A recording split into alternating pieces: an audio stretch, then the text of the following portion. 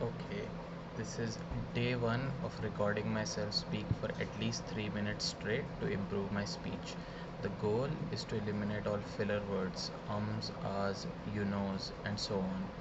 I want to get more comfortable with silence in my speech, taking time to think through things and not lose my footing. The idea is to revise, summarize the 5 or 10 or however many pages I would have read from whatever book I'm reading that day in this video. It'll help me do active recall plus practice my speaking. Speaking of that, today is 18th September 2023 and I read roughly 5 pages of The School of Life by Alain de Botton and 5 pages of The Psychology of Money. Now, the School of Life, the section I read today, talked about in the subsection of relationships, it discussed how we ourselves are a hellish proposition, which is to say that it isn't necessarily the case that we are an incredibly easy or pleasant person to be with.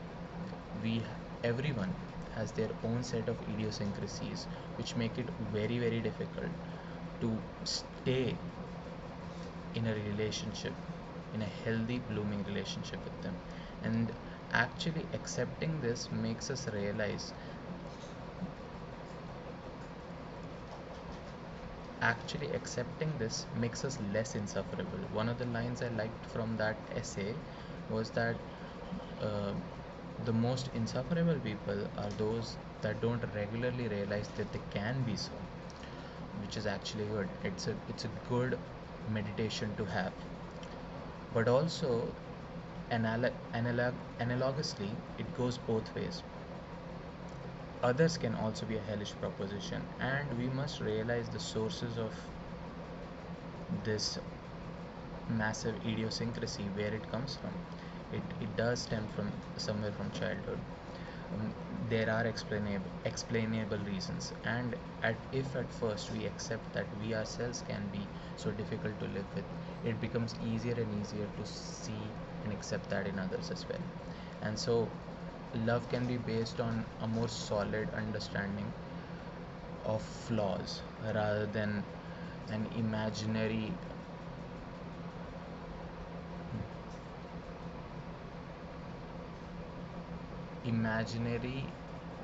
yet false sense of perfection.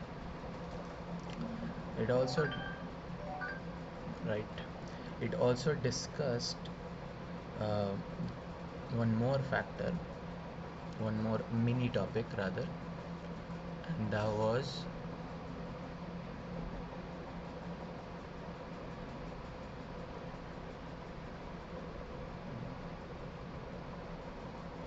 the on on being needed. I don't remember the exact title. Roughly, it was on the feeling related to being needed. Right. It criticized this rather punitive and very unfair term that we have begun to use in the modern discourse called neediness. That term masks away and does not do justice to the complexity of the behavior it tries to capture. It talked about how actually not being able to express the simple fact that we need to be reassured from time to time, who knows, maybe even after every few hours, that do you still care, do you still need me, is of vital importance in relationships. And when we're not able to express that for whatever reasons, maladaptive behaviors manifest in us, which can be avoidance or over control. So avoidance or anxiety rather. And I have seen those behaviors manifest in people, who knows, maybe in myself if I look deeper. And if a reassurance that they are needed, or rather in those moments in the spur of the moment, realizing that this isn't this pushing away or this tr- attempt at controlling them or avoidance or an anxious behavior isn't a flaw that breaks the whole fabric of this relationship apart. Instead of thinking that, if you can muster the courage to realize that this is them expressing maladaptively their urge to feel needed, if you can do that, that can foster a healthier relationship.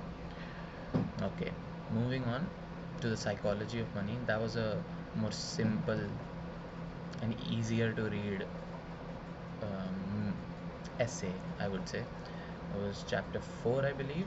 I was simply on compound interest.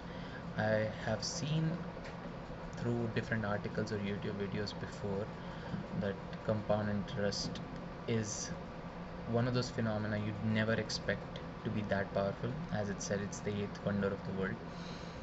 And in that book, it was particularly explained through the success of Warren Buffett and how he acquired most of his wealth after his 50th, 60th birthday, and so on, with different statistics. This claim was supported and made pretty solidly. And how, well, Warren Buffett is a great investor. He has great 22% annual returns, average annual returns. But, well, there was another example of an investor who's by far, by and large, a much better investor than Warren Buffett in terms of average annual returns, 66%, I believe, which is three times as much as Buffett. But his wealth is 75% less than Warren's, which is also very good considering Warren Buffett's net worth is $84.6 billion, but nevertheless. And the only difference is uh, this second investor started investing in his 50s, or really hit the stride, found his groove in his 50s, whereas Warren Buffett started investing seriously when he was 10 years old. So, time time allowed his worth to mature, to compound over time. And so,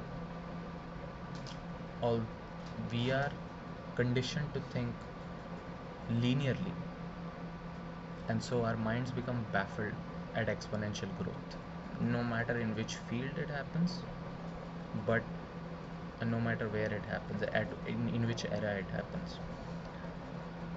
However, where it affects us, where it stings us or helps us the most, is when it comes to money.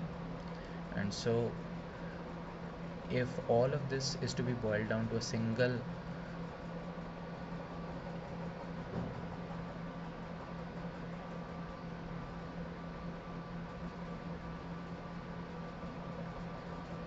what's the word I'm looking for?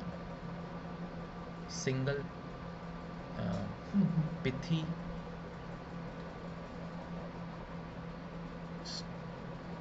aphorism, a single pithy aphorism, it would be shut the hell up and wait. Find a good source of income that you can sustain over a long period of time, not for one that will spread you thin and leave you bone dry. Find something that you can sustainably do, sustainable source of income or returns, and then shut the hell up and wait.